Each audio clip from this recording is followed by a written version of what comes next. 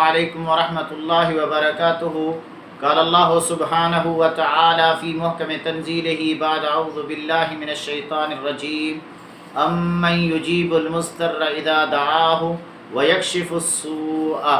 قابل احترام سامعین، آج میں آپ کے سامنے ان خوش نصیب انسانوں کے بارے میں بیان کروں گا جن کے بارے میں اللہ کے رسول صلی اللہ علیہ وسلم نے فرمایا کہ وہ مستجاب الدعوات لوگ ہیں، کہ جو دعا کرتے ہیں اور فوراً اللہ تبارک و تعالی ان کی دعا کو قبول فرماتے ہیں۔ سب سے پہلے نمبر پر والدین کی دعا اولاد کے حق میں قبول ہوتی ہے، جس طرح سیدنا ابو ہریرہ رضی اللہ عنہ فرماتے ہیں کہ رسول اللہ صلی اللہ علیہ وسلم نے فرمایا ثلاث دعوات مستجابات لا شک فیہن، تین شخصوں کی دعائیں قبول ہوتی ہیں، اس میں کوئی شک نہیں ہے۔ ان تین میں سے پہلے نمبر پر آپ نے فرمایا دعوت الوالد لولدہ، والد جب اپنی اولاد کے لیے دعا کرتا ہے تو والد کی دعا اولاد کے حق میں قبول ہوتی ہے۔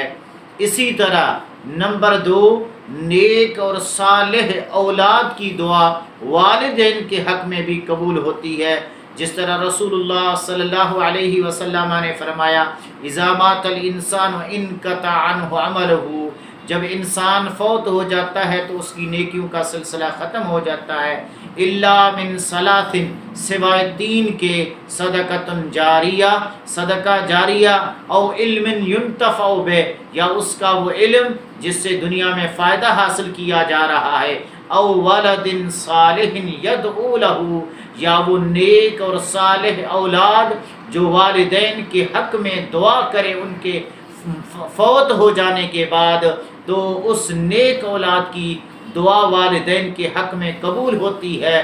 حدیث میں آتا ہے کہ والدین کا درجہ جنت کے اندر بلند کیا جاتا ہے۔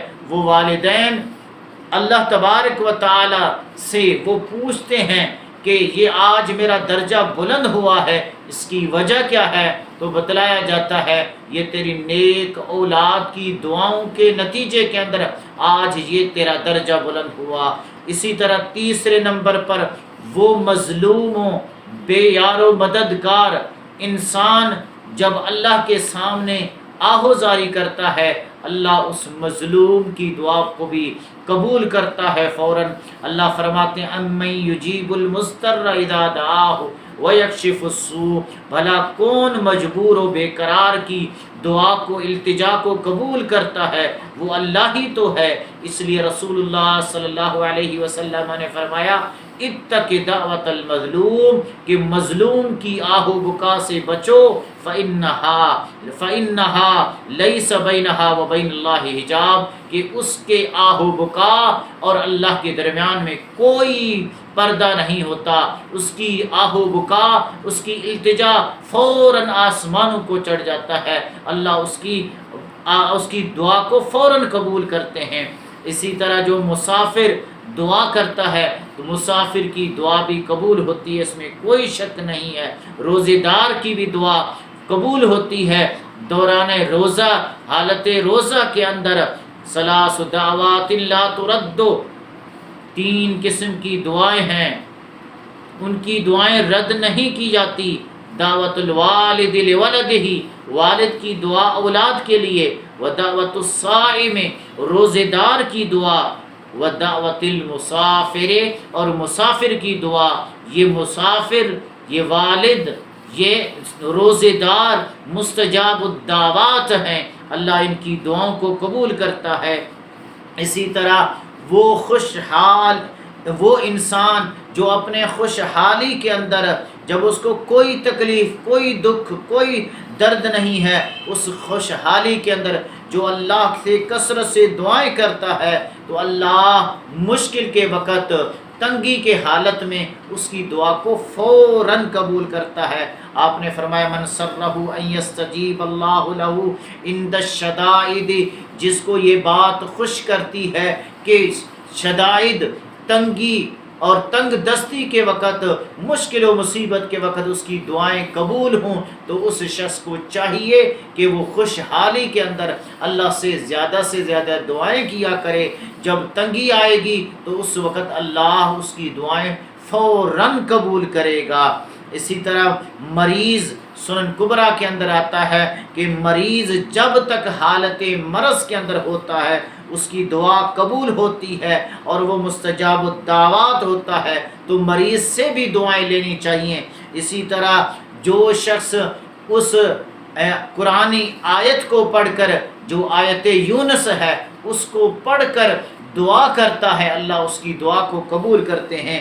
لا الہ الا انت سبحانک انی کنت من الظالمین۔ رسول اللہ صلی اللہ علیہ وسلم نے فرمایا، جب بھی کوئی مسلمان اپنی کسی ضرورت کے لیے اس کے ساتھ اس آیت کو پڑھ کر اس کے بعد دعا کرے، اللہ تعالیٰ اس کی دعا کو قبول کرتے ہیں۔ اسی طرح جو مسلمان بھائی اپنے مسلمان بھائی کی عدم موجودگی میں اس کے لیے دعا کرتا ہے، اس کے حق میں دعا کرتا ہے، اس کی دعا قبول ہوتی ہے۔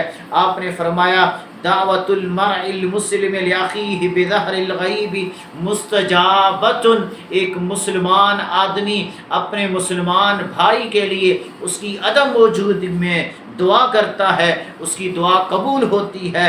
عند رأسہ ملک، اس دعا کرنے والے شخص کے سر پر فرشتہ کھڑا ہوتا ہے جو اس کے اوپر مقرر ہوتا ہے۔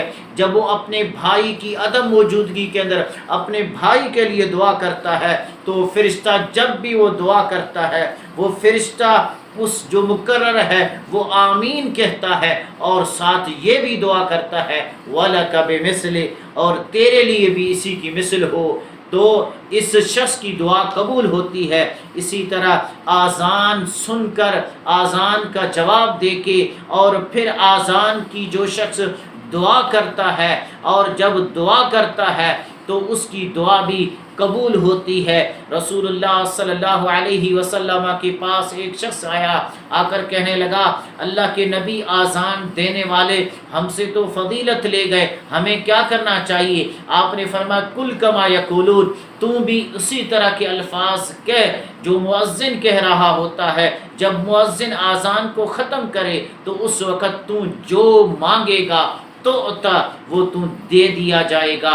اسی طرح اگر ہم مستجاب الدعوات بننا چاہتے ہیں، ہم یہ دیکھنا چاہتے ہیں کہ اللہ ہماری دعاؤں کو فوراً قبول کرے، تو ہمیں رزق حلال کا اہتمام کرنا چاہیے۔ حضرت سعد رضی اللہ عنہ نبی صلی اللہ علیہ وسلم کے پاس آئے، آ کر کہنے لگے، اللہ کے نبی، مجھے کوئی ایسا عمل بتلائیے کہ میں اس کو اپناؤں، اللہ مجھے مستجاب الدعوات بنا دے۔ آپ علیہ السلام نے فرمایا، حلال کا تو اہتمام کر، اللہ تیری ہر دعا کو قبول کرے گا، کوئی دعا تیری رد نہیں کی جائے گی۔ اللہ تعالیٰ سے دعا ہے اللہ ہمیں بھی مستجاب الدعوات بنائے۔ اللہ اس ماہ مبارک کے اس مبارک مہینے کی رحمتوں کی اور بخشش کی گھڑیوں کے اندر ہماری دعاؤں کو اپنے بارگاہ کے اندر قبول و منظور فرمائے۔ اقول قولی ھذا واستغفر اللہ لی ولکم ولسائر المسلمین۔